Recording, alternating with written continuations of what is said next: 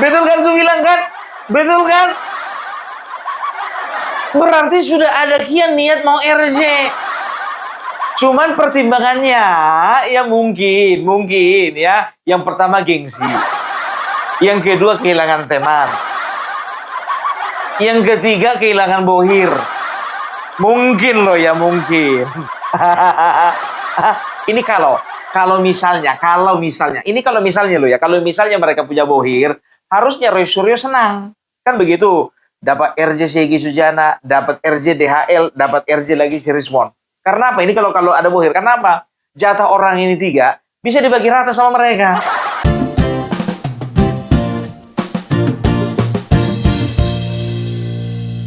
Hai guys, balik lagi di channel Mbak R React. Bagaimana kabar kalian guys? Semoga kalian semua baik-baik aja ya. Guys, aku cukup tertarik gitu ya melihat sebuah headline yang katanya di situ tertulis kuasa hukum memfasilitasi Roy untuk mendapatkan RJ atau ke Solo gitu guys. Tapi di situ juga disebutkan bahwa katanya Roy ini malu-malu kucing untuk mendapatkan fasilitas itu. Jadi kalau kita lihat ya ke belakang, Rismon sudah mendapatkan RJ, Dr. Tifa, roman-romannya sudah ingin mendapatkan juga, ingin meminta maaf, bahkan belakangan juga bilang atau bahkan kesannya mengakui ya bahwa ijazah Pak Jokowi itu asli. Nah sekarang Roy guys, jadi katanya kuasa hukum itu sudah mengatakan ya bahwa dia akan memfasilitasi Roy kalau misalnya ingin ke Solo atau ingin mendapatkan RJ dari Pak Jokowi. Sedangkan dari pihak Pak Jokowi sendiri ya nggak pernah gini. Maksudnya Pak Jokowi itu selalu berlapang dada gitu loh guys. Dan selalu memaafkan orang-orang yang memang ingin minta maaf gitu guys. Jadi kemungkinan pintu maaf untuk Roy, Dr. Tifa itu juga mungkin masih terbuka lebar ya. Tapi kita lihat aja gitu ya apakah sikap dari orang-orang ini mau gitu kan merendah dan meminta maaf kepada Pak Jokowi atau masih malu-malu dan gengsi. Nah, kira-kira apa sih yang melatar belakangi gengsi mereka guys? Apakah memang ada sesuatu yang lain yang mereka harus perjuangkan ya? Padahal dalam hatinya sebenarnya ingin minta maaf, tapi nggak bisa. Kira-kira ada alasannya nggak ya? Tapi kita sebelumnya kita lihat dulu deh videonya. Dimana kuasa hukum ini memfasilitasi Roy Suryo untuk ke Solo. Ini dia. Betul kan gue bilang kan? Betul kan? Berarti sudah ada kian niat mau RJ. Cuman pertimbangannya ya mungkin ya. Yang pertama gengsi. Yang kedua kehilangan teman. Yang ketiga kehilangan bohir. Mungkin loh ya mungkin. Ini kalau misalnya loh ya, kalau misalnya mereka punya bohir, harusnya Roy Suryo senang. Kan begitu. Dapat RJ Segi Sujana, dapat RJ DHL, dapat RJ lagi si Rismon. Karena apa? Ini kalau ada bohir. Karena apa? Jatah orang ini 3 bisa dibagi rata sama mereka. Tadinya bagi 8 jadi bagi 5.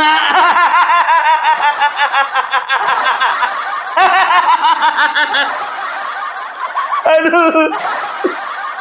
Kalau ada bohir, insya Allah mudah-mudahan gak ada bohir. Tapi ini kan udah ketahuan Mas Roy kan. Coba bayangkan kalian ya. Bayangkan kalian. Sampai ada pertanyaan dari kuasa hukum terhadap kepada Roy Suryo. Artinya apa? Sang kuasa hukum mungkin melihat ada kegelisahan. Kan begitu. Coba bayangkan ya. Kuasa hukum katakan apa? Mas Roy, betul mau RJ? Kalau mau RJ, nanti biar difasilitasi. Nanti difasilitasi. Roy Suryo bilang katanya, ya apa namanya? Enggak, saya mau tetap ada dalam perjuangan. Yakin kayak gitu jawabannya? Itu kan hanya Bang Gofur sama Roy Suryo yang tahu. Kita kan nggak tahu jawaban sebenarnya apa kan?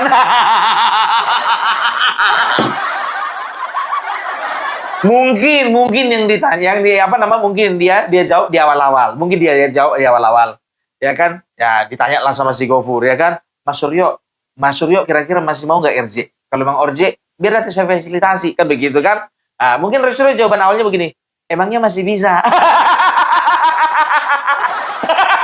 Aku hanya mengimajinasikan saja. Datanglah mungkin Gofur ini ya kan? Ya 50-50 sih.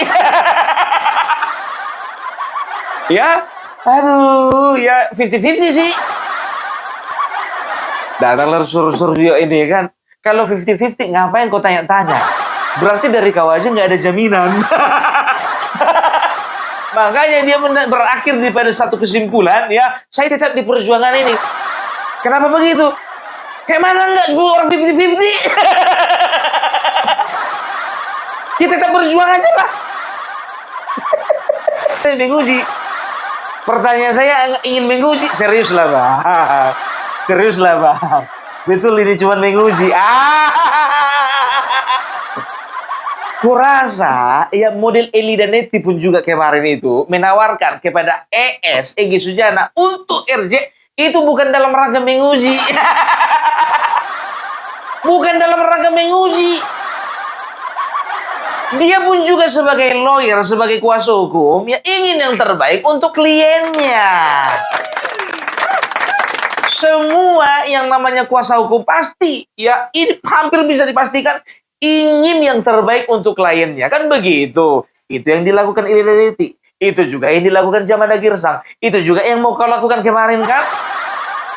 Jangan bilang menguji, Bang Gopur. Pengen tahu. Karena apa? Keuntungannya sama Bang Gopur juga.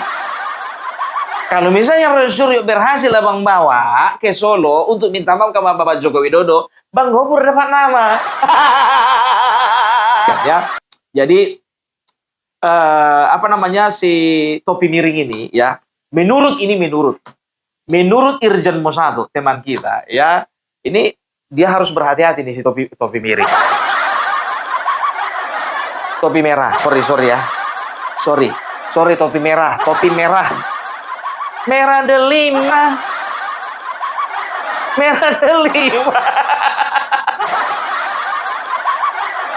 Ya, ini dia ya. Karena video tadi harus gue take down karena gue udah ketemu file aslinya dan ternyata LA-nya nggak error.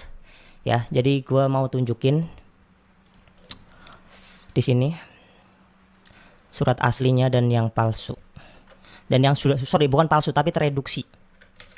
Dohan ya, pembohongan yang dilakukan oleh si topi miring ini. Belasan ahlimu Roy Suryo di Polda Metro Jaya itu kemana? Sekarang kau percaya dengan topi miring itu yang sebelumnya sudah pernah membodohi, membohongi kalian, ngeprank kalian. Sekarang dia ngeprank kalian lagi. Anda kena pidana ya topi miring kali ini. Pasal-pasal yang ditersangkakan kepada Roy Suryo juga bisa ditersangkakan kepada si topi miring ini. Topi miring kali ini Anda nggak luput. Topi miring ini harus diseret pidana bersama Roy Suryo. Dia turut serta melakukan tindak pidana. Nah, otomatis ya itu sangat telat ya karena sos aslinya nggak kayak gitu.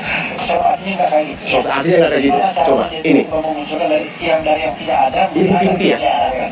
Itu sebenarnya dari mata telanjang aja. Kalau misalkan kita lihat ya Pak yang IDES itu salah satu kan Pak Risma itu nampilin sos asli sama sos yang ini yang muncul, huruf yang muncul gitu kan. Pas kalau dicek secara baik-baik ya itu sebelum diproses ke program udah ada ininya, udah ada hurufnya dan ada watermarknya kayak gitu. Maksudnya? Jadi sampai ikut serta itu, topi miring. Kau tuh apa? Hah? Apakah kau sedang dibayar oleh Refli atau Roy Suryo? Sekarang gini, pertanyaan saya, ya. Sekian banyak ahli yang dihadirkan oleh Roy Suryo di Polda Metro Jaya, apa gunanya? Kau pakai topi miring ini untuk apa? Belasan ahlimu Roy Suryo di Polda Metro Jaya itu kemana? Sekarang kau percaya dengan topi miring itu yang sebelumnya sudah pernah membodohi, membohongi kalian, ngeprank kalian. Sekarang dia ngeprank kalian lagi. Otak kau di mana, Mas Roy? Sekelas mantan menteri macam Anda kualitasnya, wah, rugi besar ya sebelumnya Anda jadi menteri negaranya. Apalagi sekelas Refli Harun, ya, yang katanya profesor, ya, sekelas dia tanpa melakukan sebuah namanya fact checking atau uji perbandingan ya untuk melihat lebih jauh. Apalagi si Roy Suryo juga itu pakar telematika atau telepanci atau teletabis. Pakar apa itu? Ya, dalam bukunya itu nggak pernah menjelaskan soal telematika secara detail, soal perhitungan matematisnya 99,9% itu apa? Nggak ada, ya, nggak ada. Sekarang kemana belasan pakar ahli yang kau hadirkan di Polda Metro Jaya? Roy, kemana semua itu? Kemana? Jawab. Roy, bagaimana jawaban seseorang yang menjawab Pak Yusuf Kala? Roy Panci nih ya, manusia yang nggak tahu diri sama sekali. Ini akibat apa? Akibat ya polisi membiarkan para bajingan seperti Roy Panci ini yang akan berkoar-koar walaupun sudah menjadi tersangka. Setiap hari menghina merendahkan Pak Jokowi. Bisanya mantan narapidana yang sekarang jadi tersangka setiap hari menghina merendahkan Pak Jokowi. Anehnya, ya banyak pula yang percaya sama dia. Lebih percaya mantan narapidana daripada mantan presiden yang sudah banyak jasanya kepada negara Republik Indonesia ini. Buat kalian pihak kepolisian, kapan lagi mau kalian selesaikan masalah ini? Tangkaplah si Panci ini, ya kan? Tiap hari menebar kebencian kepada mantan presiden terbaik di negara Republik Indonesia ini. Sadar diri kau Panci. Kata si Panci, ya, barusan melakukan sedikit podcast di salah satu podcast. Emang kau pikir patkan ngelih kau podcast kau itu? Itu kata dia kan, nanti tunggu aja podcast yang mana ya. Tak perlu ditunggu podcast kau, ya. Mantan narapidana seperti kau tak perlu dipercaya omongannya. Semua omongan kau itu menebar kebencian. Dendam apa kau kepada Pak Jokowi? Apa nggak dijadikan menteri kau di zaman Pak Jokowi? Makanya kau dendam sama Pak Jokowi. Orang gila kayak kau gini, ya tak pantas sebenarnya kemarin itu menjadi menteri. Makanya kau bawa Panci pulang ke rumah. Terus kata si Panci, karena ini nggak ada hubungannya juga. Kata dia, ya memang gak ada hubungannya lah. Apa hubungannya? Kau, ya kan, memberikan komentar atas jawaban Pak Jokowi yang ditanya masalah JK. Kamu bela JK, merendahkan Pak Jokowi. Salah orang kau. Yang kau rendahkan ini mantan presiden terbaik di negara Republik Indonesia ini. Yang kau puja-puja itu siapa? Kata si Panci kan, Mas Roy, bagaimana jawaban seseorang yang menjawab Pak Yusuf Kala? Gak perlu kau bilang seseorang, kau jawab aja langsung Joko Widodo. Dengan mengatakan saya orang kampung. Nah, kenapa saya harus jawab ini? Karena menggunakan diksi orang kampung itu. Apa urusan kau menjawab? Ya kan kalau Pak Jokowi bilang Pak Jokowi orang kampung, masalahnya di mana? Itu adalah jawaban elegan dari seorang Joko Widodo. Seorang yang rendah hati, bukan menyombongkan diri. Lalu kata si Panci, ya, itu artinya kampung atau kampungan. Kau yang kampungan setiap hari menyerang Pak Jokowi, ya, mantan narapidana tak sadar diri. Itu ada bedanya. Kalau yang namanya kampungan itu yang ada di bawah ini loh. Dia tunjukkan foto Pak Jokowi duduk memakai sarung. Pak Jokowi walaupun dia kampungan, ya, tapi dia adalah mantan presiden terbaik. Sementara kau yang perasaan kekotaan, ya, jadi apa kau bangkit? Kata dia kan, dia sok menjadi raja ya. Sejak kapan Pak Jokowi sok menjadi raja? Bukankah kau yang perasaan kau akan menjadi orang yang paling pintar di Indonesia? Pakar telematika. Padahal hanya orang mencari makan dengan menjual sensasi. Itu kata dia kan, tadi saya sebutkan di podcast itu pernah mau pinjam baju dari raja beneran. Untungnya nggak dikasih. Pak Jokowi mau pinjam baju dari raja beneran. Joko Widodo itu orang yang paling rendah diri. Ya rendah hati. Tak mungkin Pak Jokowi mau minjam baju, ya kan? Baju raja. Tak perlu Pak Jokowi semua itu. Bukan kayak kau mungkin perasaannya kan kau itulah ya seorang yang paling terkenal, paling pintar, mantan narapidana, mantan menteri yang membawa panci pulang ke rumah. Katanya jadi dia pakai baju Raja Bengis, namanya Amangkurat. Ya, terus kata dia kan, dan kemudian dia pinjam baju, untungnya salah bajunya. Pak Jokowi tak mungkin pinjam baju. Baju presiden itu disiapkan bengak, bukan Pak Jokowi meminjamnya. Lalu dibilangnya kan kampungan apa? Terus ditunjukkannya lagi foto Pak Jokowi. Karena dulu kata dia ya di Istana Bogor membawa kodok. Pak Jokowi memang suka piara kodok. Orang piara kodok kenapa kau bilang kampungan? Tahu yang kampungan. Semua apa yang dilakukan Pak Jokowi iri, kau cemburu. Kau keset kaki Jokowi lebih mulia daripada kau. Terus kata si Panci kan, ini kodok ya, ini foto asli dan pemotretnya kebetulan saya kenal betul. Pemotretnya adalah juara 2 fotografer nasional tahun 90. Ini pemotretannya, dia tunjukkan gambar dia. Karena di situ dia juara satunya, dia mau membanggakan dirinya bahwasanya dia adalah fotografer juara 1 fotografer. Panci, kau cuma juara 1 fotografer sementara Joko Widodo presiden terbaik di negara Republik Indonesia ini. Kalah level kau jauh. Kata dia kan kebetulan juara satunya saya. Habis itu ketawa. Kau merendahkan Pak Jokowi, mau meningkatkan mutu kau. Salah orang kau, ya. Walaupun kau jual satu fotografer, kau itu sampah masyarakat. Yang tukang buat keonaran. Sementara yang kau hina ini mantan presiden terbaik, Panci, gak level sama kau, udah aku bilang. Terus dibilangnya kan juara 2-nya jadi fotografer istana, namanya Pak Agus Rono. Jadi ini saya bisa benar-benar yakin karena saya juga sudah tanya itu foto beneran mas, benar? Ya benar lah. Kenapa? Masalahnya di mana sama kau? Pak Jokowi merah kodok kek, kan urusannya sama kau. Dan apa yang dilakukan waktu itu? Inilah pencitraan luar biasa. Dia tunjukkan foto Pak Jokowi masuk gorong-gorong. Itu namanya pemimpin yang menunjukkan kerja nyata di lapangan. Seorang presiden bisa masuk gorong-gorong, ya, supaya apa? Supaya menjadi contoh buat pejabat-pejabat yang di atas. Jangan hanya ongkang kaki saja menerima gaji sama tunjangan, turun tuh ke bawah ke masyarakat, masuk ke gorong-gorong. Itu baru leader yang baik, pemimpin yang baik, menunjukkan contoh yang baik, bukan pencitraan. Kayak kau ini baru pencitraan, ahli bakar telematika, tapi kerja kau hanya tukang fitnah, penebar kebencian. Terus kata dia kan luar biasa hebat ya kalau orang mengatakan wah dulu itu kampung. Bukan katanya itu kampungan, itu bukan kampungan. Makanya kurang jauh pengopinya. Sekali-sekali kau masuk tuh jalan ke luar negeri sana, kau tengok orang-orang ya yang berpangkat tinggi bisa dia turun ke bawah, membuka jasnya, membuka dasinya, tuh turun ke bawah, mencontohkan kepada anak buahnya bahwasanya dia adalah pemimpin yang baik, bukan hanya duduk memerintah tapi bisa bekerja di lapangan. Pemikiran kau yang kampung, kau yang kampungan. Itu kata si Panci. Jadi sekali lagi saya jawab dari sisi terminologi Jawa, dia itu selalu melakukan apa yang namanya lamis. Lamis itu artinya menyatakan A tapi artinya B, sudah tapi belum, iya tapi tidak. Itulah namanya politik Jokowi. Supaya kau tidak bisa membaca apa yang udah pun Jokowi. Itulah jeniusnya seorang Jokowi. Bukan kayak kau, udahlah kau bengak, sok paten lagi, sok merasa diri kau paling pintar. Panci, yang kampungan itu kau. Setiap hari menebar kebencian kepada Pak Jokowi. Apa nggak kampungan namanya itu? Orang kalau mau ya melihat orang lain itu berhasil, kau itu harusnya kau contoh keberhasilannya. Kenapa dia bisa berhasil, kau tidak? Bukan menebar kebencian. Ya kayak model kayak kau gini, mantan narapidana, mantan menteri membawa Panci pulang ke rumah, itu nggak kampungan?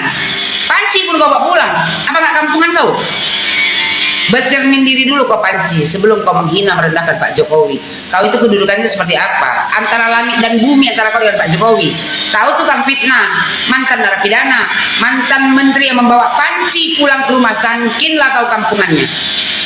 Kalau Jokowi Widodo mantan presiden terbaik Panci, ya tak mungkin rakyat Indonesia ini lebih percaya dengan mantan narapidana daripada mantan presiden yang sudah bekerja nyata membangun negara Republik Indonesia ini. Sementara kau, apa kontribusi kau di negara Republik Indonesia ini selain membuat kekacauan, mencari sensasi, mencari makan dengan menebar kebencian? Malu kau pada diri kau sendiri, ya. Nggak usah cuap-cuap tiap hari. Nanti aja di pengadilan kau buktikan bahwasannya kau itu benar. Lama-lama nengok muka kau Panci menjijikkan. Kau ini cocok tiba-tiba ditangkap, ya kan, dimasukkan penjara. Tuh nanti diponis berat-beratnya, dicampakkan ke Nusa Kambangan, dia nggak nampak lagi muka kau yang kayak Panci tuh. Oke guys, jadi seperti itu ya ternyata kabarnya. Dan sebenarnya kalau misalnya kita ngomongin kesempatan itu biasanya nggak datang 2 kali. Jadi buat Mas Roy kalau misalnya memang ingin mendapatkan maaf dari Pak Jokowi, sebisa mungkin segera dilakukan gitu ya, daripada pintu maafnya benar-benar tertutup dan nggak ada jalan keluar lagi selain masuk ke bui gitu guys. Ini kan disayangkan banget ya, apalagi kalau kita lihat Dr. Tifa juga sudah mulai melunak nih. Ya semoga keduanya cepat mendapatkan hidayah dan juga sudah berani ya untuk tidak mengedepankan gengsi, nggak usah malu-malu lagi, minta maaf aja ke Pak Jokowi sehingga terlepas dari jeratan hukum yang mengikat gitu guys. Jadi bagaimana nih menurut pendapat kalian, apakah Roy akan mau meminta maaf kepada Pak Jokowi atau bagaimana? Silahkan tulis pendapat kalian di kolom komentar. Jangan lupa juga untuk like dan subscribe Mbak React. Sampai jumpa di video-video lainnya. See you!